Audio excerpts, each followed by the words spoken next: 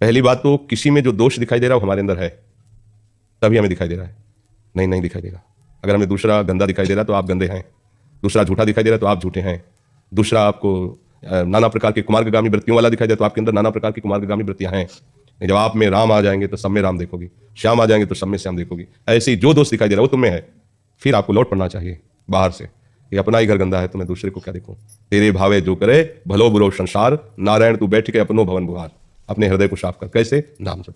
राधा राधा राधा राधा। श्री जी हमारी बुद्धि को पवित्र करो, हमारे मन को पवित्र करो और खूब नाम जप करो, लीला गायन करो, प्रभु की सेवा में मन को लगाओ, ठीक हो जाएगा। अब ये सब करो नहीं हो तो ठीक हो जाए तो रोग बढ़ चुका है, फिर वो तो फैल जाएगा। जल्दी से जल्दी इसका समन होना चाहिए, नहीं तो कई जन्मों तक फैलता चला जाएगा।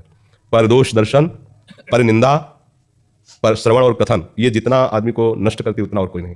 जब हम दूसरों की निंदा करने लगते हैं, दूसरों के दोष दर्शन देखने लगते हैं, दूसरों की निंदा सुनने लगते हैं तो हमारा अहंकार बढ़ता चला जाता है। और अहंकार बढ़ना यही पतन है, यही नाश कर देता है।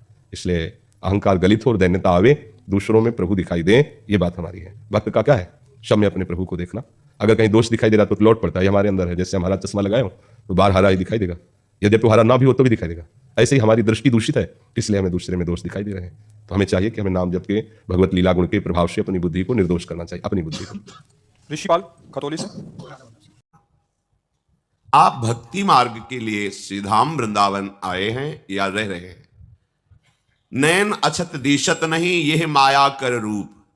ये माया त्रिगुणात्मिका अपनी ऐसी भाव दर्शन दृष्टि से कराएगी कि आपको धाम में भी दोष दर्शन हो जाएगा, धाम वासियों में आपको दोष दर्शन हो जाएगा। ये माया कराएगी। माया जो दिखा रही है अगर वही देख रहे हो तो जो गुरु दिखा रहा है वो कब देखोगे? जो देखने आए हो वो कब देखोगे? तुम्हारी आंखें खराब हैं, आंखों को सुधारो। कुंज बिहारी बिहारिणी जू का महल है। बाहर तुम्हें कम काम सताएगा, वृंदावन में ज्यादा सताएगा। बाहर क्रोध भले कम आवे, यहां ज्यादा आ जाएगा। बाहर दोष दृष्टि कम होगी, यहां ज्यादा हो जाएगी। कब? जब अभिमान से प्रवेश करोगे, दैन्य होकर प्रवेश करोगे तो वृंदा देवी की दृष्टि तुम्हें प्यारी जू तक पहुंचा देगी।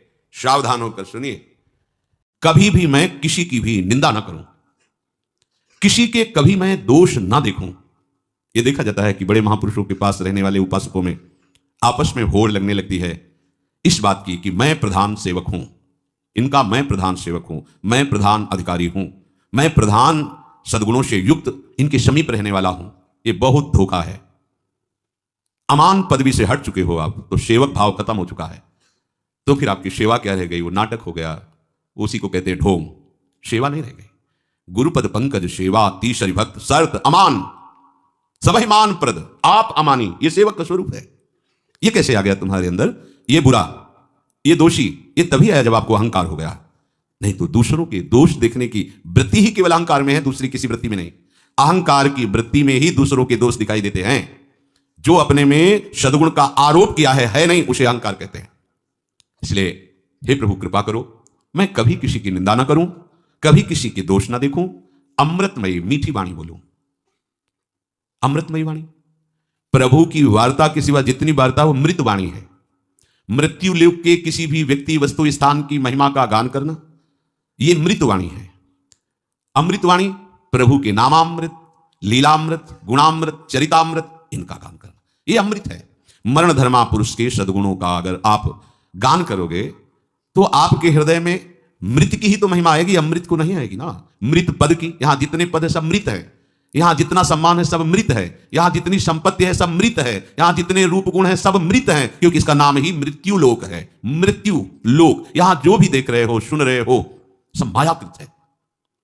इसी मायाकृत में प्रभु का नाम, प्रभु का रूप, प्रभु का गुण, प्रभु की लीला, प्रभु की सेवा, ये अमृत है। तो मैं अमृतमयी वाणी बोलूं, अर्थात भगवत चर्चा के सिवा, भगवत संबंध के सिवा हमारी वाणी से कोई वार्ता ही ना निकले। कभी किसी का हमारे प्रति जो प्रतिकूल व्यवहार है उसमें मैं आपकी करुणा देखूं, मेरे को रोष नहीं होना चाहिए। ऐसी कृपा कर दो प्रभु।